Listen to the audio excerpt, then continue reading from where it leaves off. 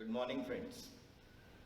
Today we are going to see a topic which is the base of our grammar.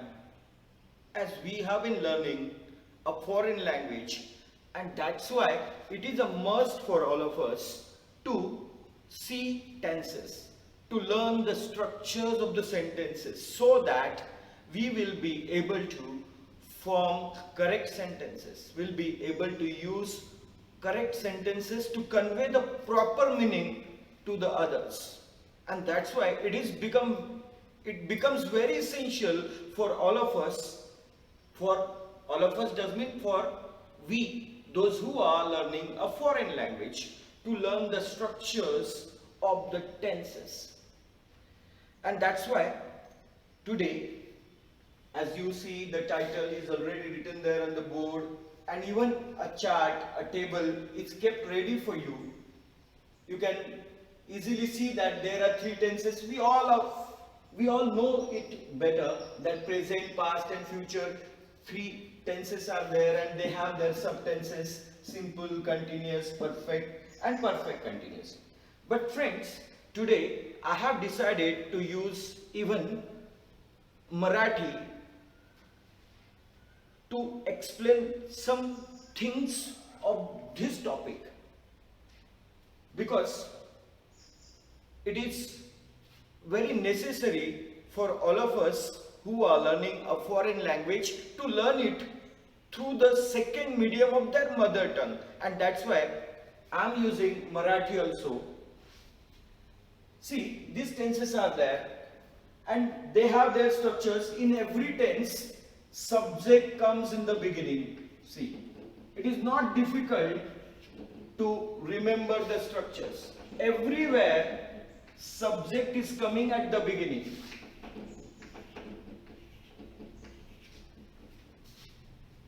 You can remember it very easily. And everywhere, object goes at the end. O stands for object. Did I change anything? Did any structure changed anywhere? In every structure you see subject in the beginning and object at the end. Subject सुरुवातीला आहे, object म्हणजे कर्म, subject म्हणजे कर्ता. वाक्याचा जो कर्ता आहे तो सुरुवातीला आहे, ऑब्जेक्ट कर्म ते शेवटी आलेलं आहे प्रत्येक ठिकाणी. काहीही बदल झालेला नाही. Then this middle place everywhere is left for the soul of the sentence. वाक्याचा आत्मा कोण असतो? वाक्याचा आत्मा, वाक्याचा आत्मा असतो त्याचं क्रियापद. कुठलंही सेंटेन्स कुठल्याही भाषेत क्रियापदाशिवाय एक्झिस्ट करूच शकत नाही.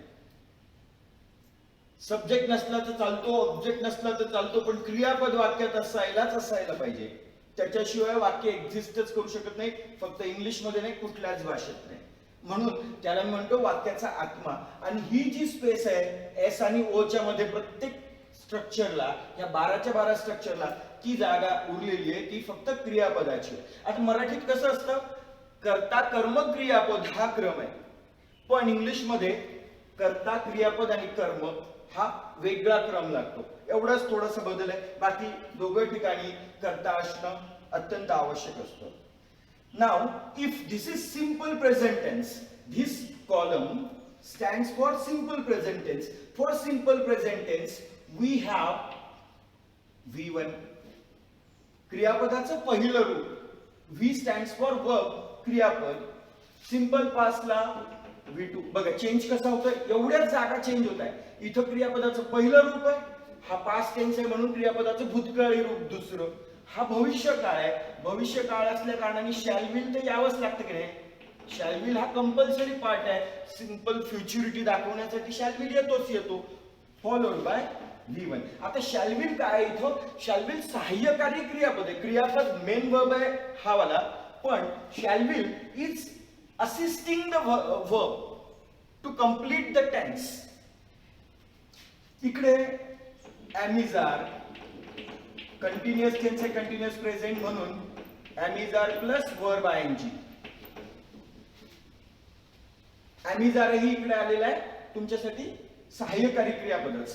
आता am is are present tense मध्ये, कंटिन्युअस प्रेझेंट मध्ये इकडे येईल was were plus same verb ing. इकडे shall will कंपल्सरी यावं लागणार आहे आला प्लस बी. आता इकडे बी का आला, इकडे अॅमिजार आहे, इकडे वॉज वेअर आहे. अॅमिजार टू बी चं पहिलं रूप आहे, वॉज वेअर दुसरं रूप आहे. इथंही टू बी चं रूप वापरणं गरजेचं आहे. अॅमिजार किंवा वॉज वेअर वापरू नाही शकत म्हणून स्वतः बी आलाय प्लस वर्ब आयएनजी तसाच जसा या आधीच्या दोघं स्ट्रक्चर मध्ये होता. इथं सब्जेक्ट प्लस, आता परफेक्ट टेन्स आहे, परफेक्ट प्रेझेंट आहे म्हणून हॅव हॅज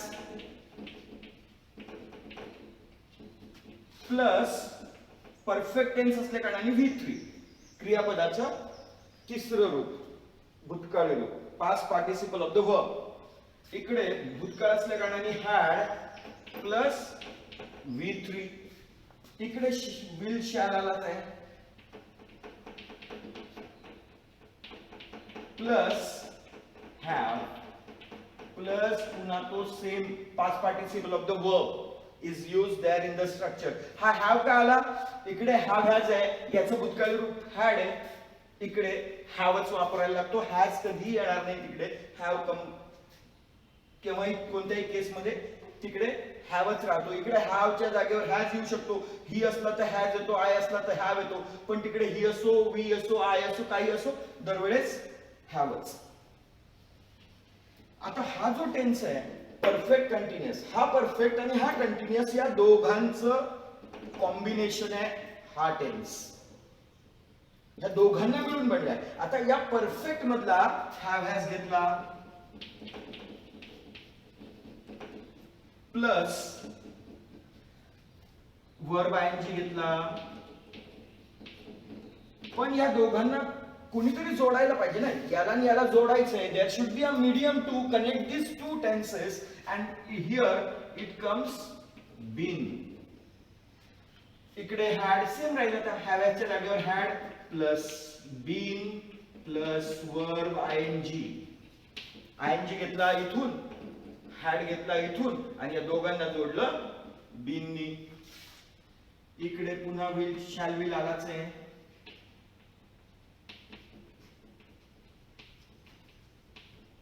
प्लस तुमचा have plus been plus verb आयएनजी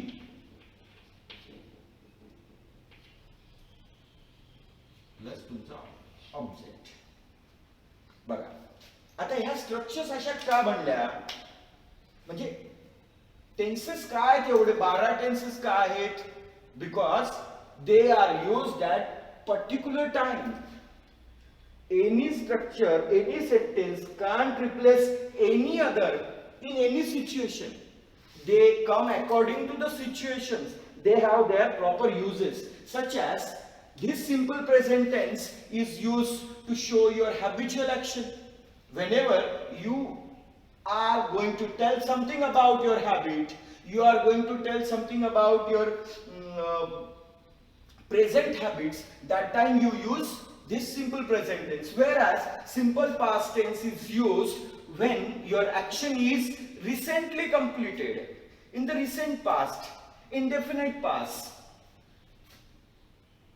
Future tense, this simple future tense shows simple futurity, that असं घडेन असं ज्यावेळेस तुम्हाला सांगायचं असतं त्यावेळेस हा सिंपल फ्युचर टेन्स वापरला जातो. कंटिन्युअस प्रेझेंट टेन्स इझी आहे. I am teaching, you are listening, तुम्ही ऐकत आहात, मी शिकवत आहे, मी फळ्यावर लिहितो आहे. These actions are going on, and to talk about such actions which goes on, for them continuous present tense is used, and continuous past when I am going to talk about something which was continue at that particular time, त्यावेळेस ज्या वेळेबद्दल मी बोलतोय त्यावेळेस ती action ज्यावेळेस continuous होती ते मला बोलायचं असेल तर मी पास्ट कंटिन्युअस टेन्स वापरतो. फ्युचर आता उद्या सेम टाइमला मी पुन्हा एकदा येईन तुम्हाला शिकवायला, आणि मग त्यावेळेस मी तुम्हाला उद्या ह्याच वेळेस, आता किती वाजले 11:30 वाजता उद्या शिकवत असेन. when I want to say that I use this tense, perfect tense, the action which is recently completed and its impact is still there on the present. When I want to suggest you that recently I saw an accident. मी आत्ताच एक accident बघितला, मी accident बघून इकडे classroom मध्ये आलोय, and that impact is still on my mind and on my heart. असं मला ज्यावेळेस सांगायचं असतं, that time I use this perfect present tense. It has it's one should use all these tenses in their proper context, otherwise the meaning differs and the others don't get proper meaning of your words. And this tense is used, perfect past tense is used, हा तेव्हा वापरला जातो जेव्हा भूतकाळात action घडून गेली, फार आधीच्या भूतकाळात घडून गेली आणि तिचा इम्पॅक्ट पण आता जवळजवळ नाहीसा झालेला आहे. त्यावेळेस suppose I would say that last year I had purchased a new phone. Last year, it is gone. That phone has become so old now, outdated now. In this case, अशा केस मध्ये जिथं त्याचा इम्पॅक्ट खतम झालेला आहे पूर्ण, त्या केस मध्ये मी हा perfect present tense perfect past tense वापरतो. आणि ज्या उद्या समजा माझी 12 वाजता शिकवायची क्रिया कंप्लीट झालेली असेल असं मला बोलायचं आहे. Tomorrow I will have taught one another topic to you, असं माझ्या आज बोलायचं. तर हा म्हणजे उद्या त्यावेळेस ती ऍक्शन कंप्लीट झालेली असेल, मग मी फ्युचर परफेक्ट टेन्स वापरतो. हा इंटरेस्टिंग यूज आहे याचा. when the action is already begun in the past and it is still continue in the present. क्रिया भूतकाळात फार आधीच सुरू झालेली आहे आणि ती अजूनही इट इज स्टील कंटिन्यू, असं मला सजेस्ट करायचं आहे. प्रेझेंट टेन्स वापरेन मी, प्रेझेंट परफेक्ट कंटिन्युअस, पूर्ण अपूर्ण वर्तमान काळ त्या केसमध्ये वापरला जाईल. For an example, I have been teaching the subject of English since the last 21 years. बघा, 21 वर्ष आधी माझी शिकवायची क्रिया सुरू झाली होती इंग्लिश, आणि it is still continue. In that case, I have to use only this tense. I don't have any another option. If I'll say I am teaching English grammar since last 21 years, this is wrong. It will not give you the exact meaning of the sentence. So I have only this one to suggest, to talk what I mean. And this is the action जी क्रिया भूतकाळात सुरू झाली होती आणि ज्या वेळेबद्दल बोलतोय, ह्या वेळेबद्दल म्हणजे कंटिन्युअस पास्ट, ज्या वेळेबद्दल बोलतोय की काल संध्याकाळपर्यंत, काल सकाळी मी चालायला सुरुवात केली होती आणि ती संध्याकाळपर्यंत चालू होती. मग हे मला सांगायचंय, तर I had been walking since morning till evening yesterday. I had been walking. For that context, I have to use this tense. Got it? Now, this one, future. You can easily understand the usage of this tense. That the action which will start tomorrow morning and which will be there, continue till the evening, I'll use this tense. Have you got all the uses of all these 12 tenses? Now, we will see sentences. Just a single sentence will run throughout these structures. A small sentence which will fit here in these blocks. So, what sentence should I take? Let me think. He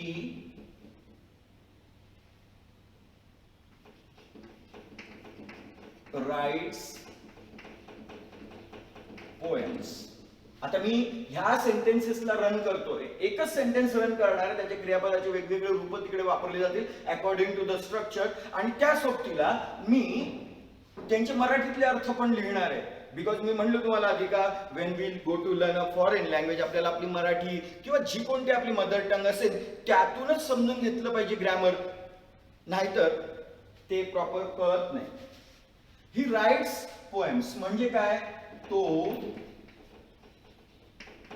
कविता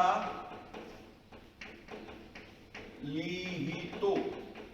कळलं? लिहितो. लिहितो म्हणजे काय, आता लिहितोय काय, लिहून झालंय काय, नाही. It is his habit. His habitual action is suggested by his तो ता ती ते असे शेवट करणारे जे वाक्य असतात ती साध्या वर्तमान काळाची असतात. आता हे सेंटेन्स मला या स्ट्रक्चर मध्ये रन करायचं आहे. ही रोट, क्रियापदाची रूप काय, राईट, रोट, रिटन. आता इथे येस का लागला, कारण सब्जेक्ट ही होता. ही, शी, इट सब्जेक्ट असला का मग तुम्हाला क्रियापदाला एस सफिक्स लावायला लागतो, तो तिथं लागलेला आहे. V1च आहे तो, पण इथं V2 झाला. He wrote poems. मी वेगळ्या चॉकने लिहितो, वेगळ्या कलरनी. तो त्याने कविता लिहिल्या. त्याची ऍक्शन कंप्लीट झाली लिहायची.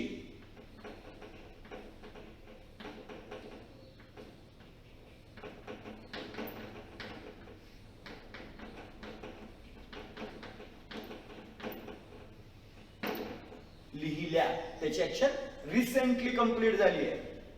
इकडे ही विल राईट पोएम्स म्हणजे काय, तो कविता लिहिल.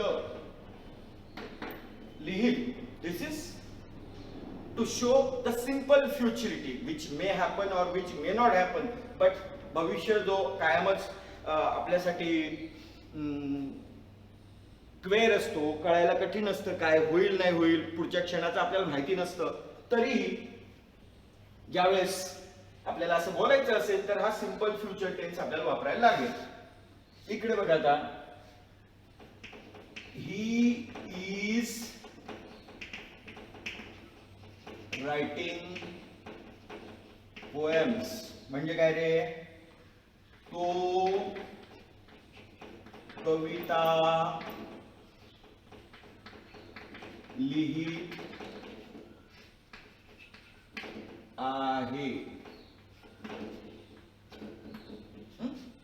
त्याची जी क्रिया आहे लिहिण्याची, the action of his writing is continue.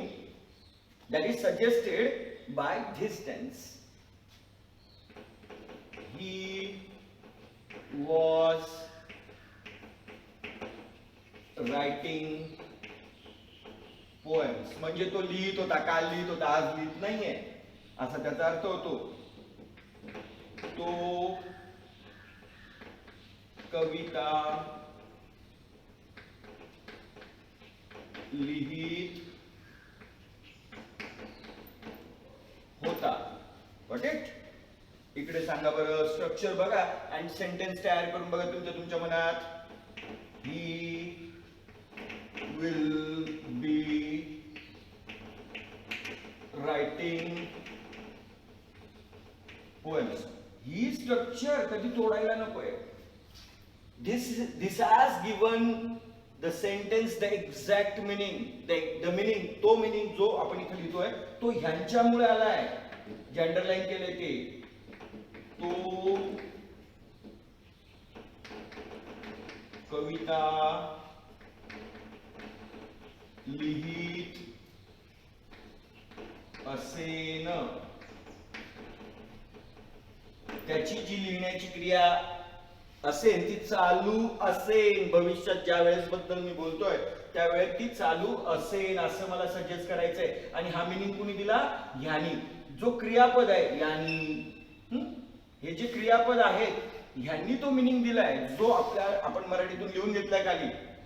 बाकी तर सारखंच आहे. ही आणि पोएम्स तर प्रत्येक वेळेस सेम आलंय, बदल झालाय तो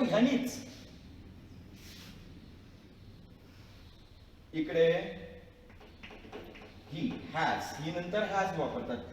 ही शी इट सब्जेक्ट असला कुठल्याही पुरुषाचं नाव, कुठल्याही स्त्रीचं नाव किंवा एखाद्या निर्जीव वस्तूचं नाव किंवा प्रोनाउन असे वापरले गेलेले असले का हॅज येतो. बाकीच्या वेळेस आय, वी, यू आणि दे ह्यांच्यासाठी वापरला जातो have. He has with written poems. बघा किती सोपं आहे. मिनिंग काय होईल? त्याने कविता लिहिल्या. बघा लिहिल्या इथपर्यंत होतं, त्याने कविता लिहिल्या. हा भूतकाळ आहे, पण हा वर्तमान काळ आहे. याच्यात लिहिल्या आहेत. त्याची ती ऍक्शन कंप्लीट झालेली आहे, रिसेंटली कंप्लीट झाली आहे. इथून फक्त आहेत आलंय. आता इथं बघा काय येतं? He had written poems. त्याने कविता लिहिल्या. आलं? लिहिल्या लिहिल्या लिहिल्या. तिथं लिहिल्या, इथं आहेत, इथं होत्या. हा फरक पडला. फरक आहे की नाही या दोघा वाक्यांच्या वापराच्या सिच्युएशन्स मध्ये? त्याने कविता लिहिल्या आहेत म्हणजे लिहिल्या आहेत. लिहिल्या होत्या दॅट इज फॉरगॉटन, ते विसरले गेले. त्यांनी लिहिल्या होत्या, जाळून टाकल्या, फाळून टाकल्या, काय पब्लिश झालं नाही, काय काय झालं असेल त्यांच्या कवितेसोबत. Those poems are forgotten. This sentence suggest this, but this sentence हे वाक्य असं सजेस्ट करतं का त्याचा इम्पॅक्ट अजून आहे. आताच लिहिलंय त्यांनी कविता, चांगल्या आहेत वगैरे वगैरे. आणखी काय असेल इकडे? ही विल हॅव बीन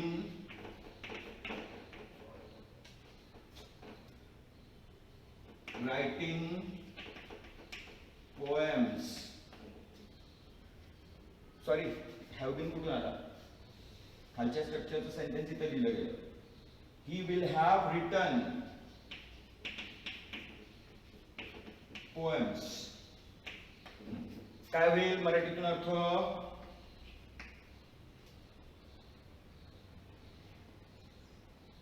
त्याने कविता लिहिलेल्या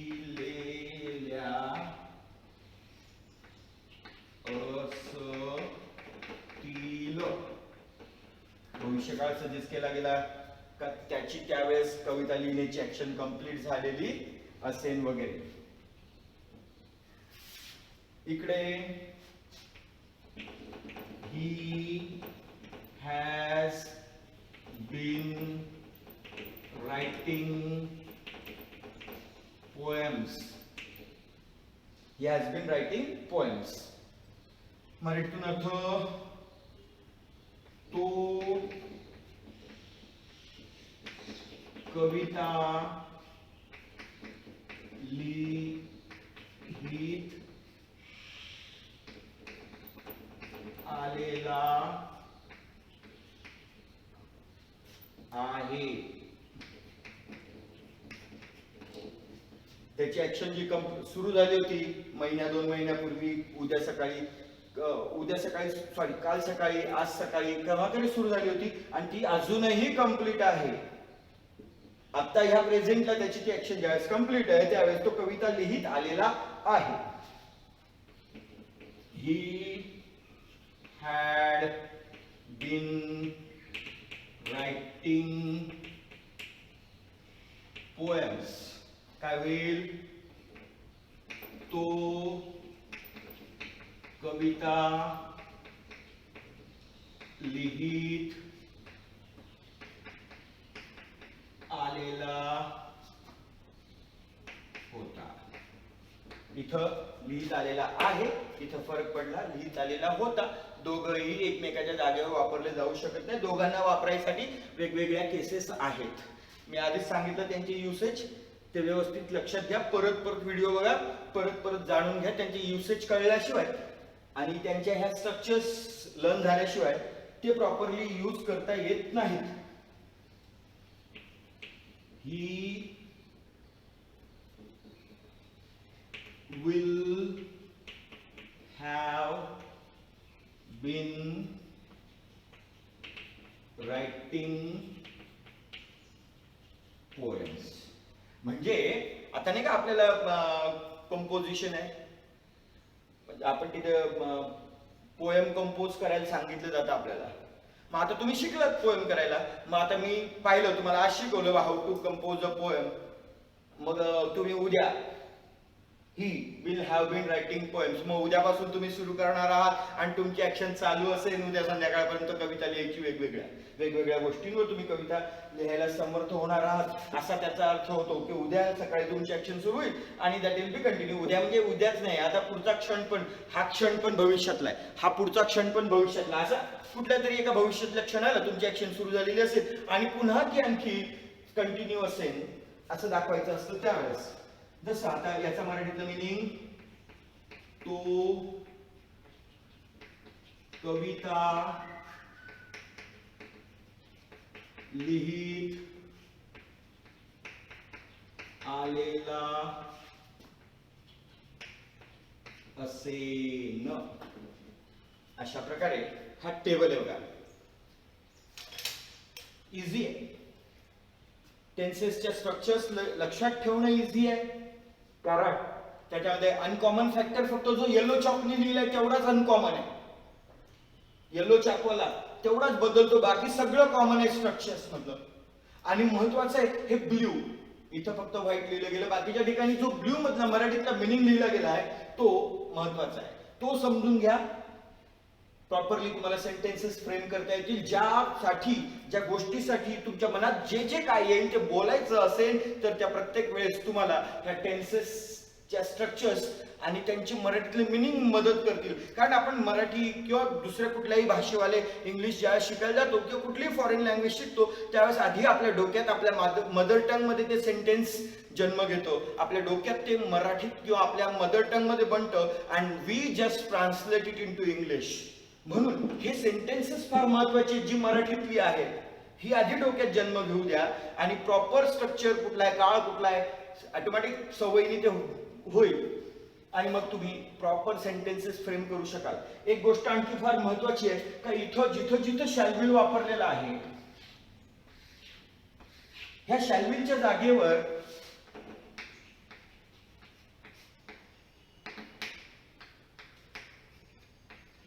can, could, may, might, would, should, ought to, must, need आणि dare. हे काय आहेत? Model auxiliaries. ह्या मॉडेल ऑक्झिलरीज तुम्ही ह्या सर्व विल शॅलच्या जागेवर वापरू शकता. मॉडेल ऑक्झिलरीजला स्वतःचे वेगवेगळे अर्थ आहेत, व्हेरी कलरफुल मिनिंग्स आहेत. ते आपण एखाद्या व्हिडिओमध्ये बघू त्यांचे काय काय अर्थ आहेत, त्यांचे युसेज काय आहेत. असा हा संपूर्ण टॉपिक आहे. आणि आता तुम्हाला फक्त एवढं करायचंय, मी इथनं बोर्डवर हटतोय, तुम्ही या बोर्डचा एक स्क्रीनशॉट करून ठेवा आणि अशा स्ट्रक्चर लिहा. इथं फक्त वर्ब बदलून किंवा सेंटेन्स वेगळा सेंटेन्स बनवा आणि त्याचे मराठीतले वेगवेगळे अर्थ करून असे कमीत कमी 5 टेबल बनवा, जेणेकरून परत परत लिहिलेले स्ट्रक्चर्स लर्न होतील, सेंटेन्सेस बरोबर बनतील, मराठीतले त्यांचे अर्थ करायचे सवय लागेल. थँक्यू.